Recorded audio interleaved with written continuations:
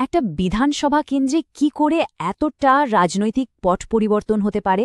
বনগাঁ দক্ষিণের ফলাফল কিন্তু শুধু কিছু সংখ্যার এদিক ওদিক নয়, এর পেছনে একটা গভীর গল্প আছে। চলুন আজ আমরা ডেটা আর মাঠের বাস্তবতাকে একসাথে মিলিয়ে সেই বদলের আসল কারণটা ব্যবচ্ছেদ করি।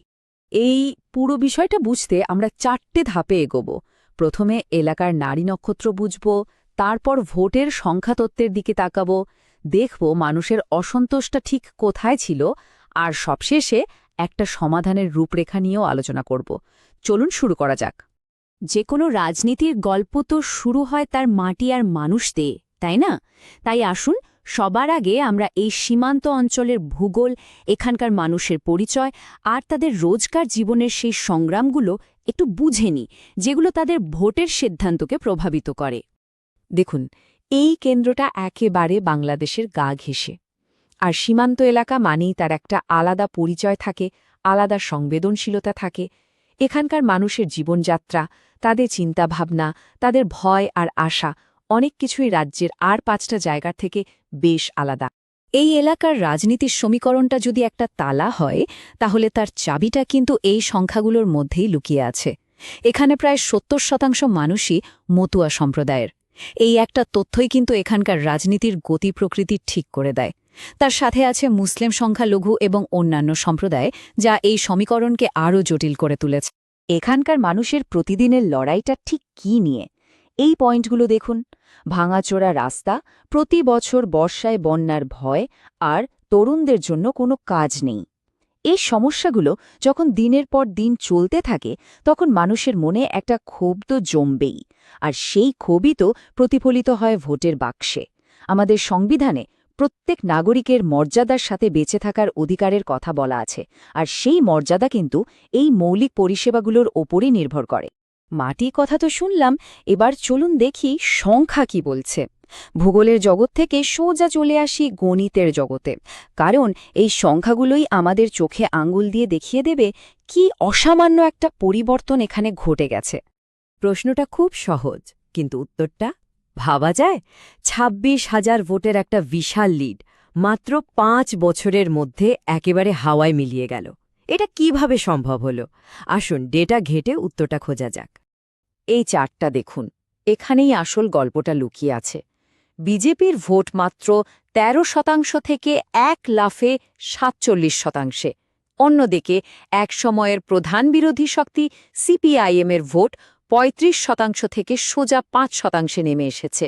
আর সবচেয়ে মজার বিষয় হল, তৃণমূল কংগ্রেসের ভোট শেয়ার কিন্তু প্রায় একই জায়গায় দাঁড়িয়ে আছে। এর মানেটা কি? ভোটের এই আদল বদলটা আরও পরিষ্কার হবে যদি আমরা আসল সংখ্যাগুলো দেখি। বিজেপি যেখানে প্রায় 73,000 নতুন ভোট পেয়েছে, সেখানে সিপিআইএম হারিয়েছে প্রায় 55,000 ভোট। সংখ্যাগুলো কিন্তু পরিষ্কার ইঙ্গিত দিচ্ছে। কিন্তু সবচেয়ে অবাক করার মতো বিষয়টা কি জানেন? দুই নির্বাচনে ভোটার উপস্থিতি প্রায় একই ছিল। এর মানে হল, এই বিশাল পরিবর্তনটা কোনো নতুন ভোটারের কারণে হয়নি। খেলাটা হয়েছে পুরনো ভোটারদের আনুগত্য বদলের কারণেই। তাহলে আমাদের বিশ্লেষণ কি বলছে? খুব সহজ। জয়টা শাসক দলের ভোট ভেঙে আসেনি, বরং বিরোধী শিবিরের যে বিশাল শূন্যস্থান তৈরি হয়েছিল, সেই জায়গাটা পুরোটাই নতুন বিরোধী শক্তি দখল করে নিয়েছে। সংখ্যা তো গেল, কিন্তু সংখ্যার পেছনে তো মানুষ থাকে, তাই না? তাদের রাগ, ক্ষোভ, আশা আকাঙ্ক্ষা সবকিছু মিলেই তো একটা ভোটের ফলাফল তৈরি হয়। তো আসল কারণটা কি ছিল? কেন ভোটাররা এভাবে মুখ ফেরালেন? মাঠে ঘাটে ঘুরলে যে কথাগুলো বারবার কানে আসছিল, সেগুলো হলো এইগুলোই: দুর্নীতি, বেকারত্ব, নাগরিকত্ব নিয়ে চিন্তা। এই সব কিছু মিলেমিশে মানুষের মনে একটা পরিবর্তনের দাবি তৈরি করেছিল। এই কাটমানি শব্দটা কিন্তু শুধু একটা শব্দ নয়, এটা একটা গভীর ক্ষতের মতো। এটা যখন একটা সিস্টেম বা ব্যবস্থা হয়ে দাঁড়ায়, তখন সাধারণ মানুষের মনে হয় যে পুরো সিস্টেমটাই পচে গেছে। আর এই বোধটাই কিন্তু খুব ভয়ঙ্কর। শিক্ষক নিয়োগ দুর্নীতি, এটা শুধু খবরের কাগজের একটা শিরোনাম ছিল না, এটা ছিল হাজার হাজার পরিবারের স্বপ্ন ভেঙে যাওয়ার একটা জ্বলজ্জন্ত গল্প। যখন একটা যোগ্য ছেলে বা মেয়ের চাকরিটা অন্য কেউ টাকা দিয়ে নিয়ে নেয়, তখন সেই পরিবারের যন্ত্রণাটা ভোটে প্রভাব ফেলবেই। আর মতুয়া সম্প্রদায়ের জন্য তাদের কাছে সিএএ কোনো রাজনৈতিক ইস্যু ছিল না, এটা ছিল তাদের পরিচয়, তাদের অস্তিত্বের প্রশ্ন। কয়েক দশক ধরে চলে আসা একটা সমস্যার সমাধানের প্রতিশ্রুতি তাদের ভোটকে ব্যাপকভাবে প্রভাবিত করেছে। তো সমস্যাগুলো তো আমরা বুঝলাম, কিন্তু সমাধানটা কোথায়? শুধু সমস্যা নিয়ে কথা বললে তো আর হবে না। চলুন এবার দেখা যাক যে এই সমস্যাগুলোর সমাধানের জন্য একটা কার্যকারী সুশাসনের রূপরেখা ঠিক কেমন হতে পারে। মনে আছে সেই ভাঙা রাস্তা, বন্যা আর বেকারত্বের কথা? এই রূপরেখার প্রথম 3টে ধাপ কিন্তু সরাসরি সেই সমস্যাগুলোকেই নিশানা করছে। রাস্তা ভালো করা, বন্যার হাত থেকে বাঁচানো আর তরুণদের জন্য কাজের সুযোগ তৈরি করা। দেখুন, এটা কোনো হাওয়ায় ভাসানো প্রতিশ্রুতি নয়। প্রত্যেকটা প্রকল্পের পাশে তার আনুমানিক খরচ, সময়সীমা আর সম্ভাব্য ফলাফল সবকিছু পরিষ্কার করে দেওয়া আছে। একেই বলে ডেটাভিত্তিক পরিকল্পনা। অভিযোগের রাজনীতি থেকে বেরিয়ে এসে সমাধানের রাজনীতিতে যাওয়ার এটাই পথ।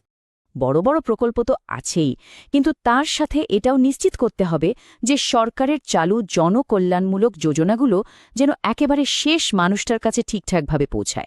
এখানে একটা কথা মনে রাখা দরকার, মানুষের ব্যক্তিগত তথ্য, বিশেষ করে যখন সরকারি প্রকল্পের জন্য ব্যবহার করা হয়, তখন তার সুরক্ষা এবং গোপনীয়তা বজায় রাখা অত্যন্ত জরুরি।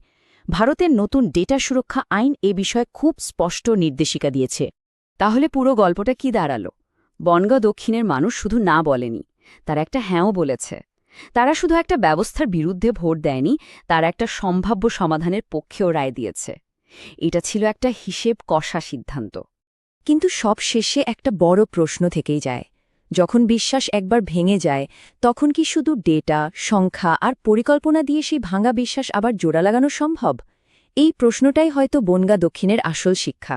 If you want to become a people-centric leader and uplift your constituency, get in touch with blueprintstrategies.ai at mgr@blueprintstrategies.ai or call 080-4204-1602.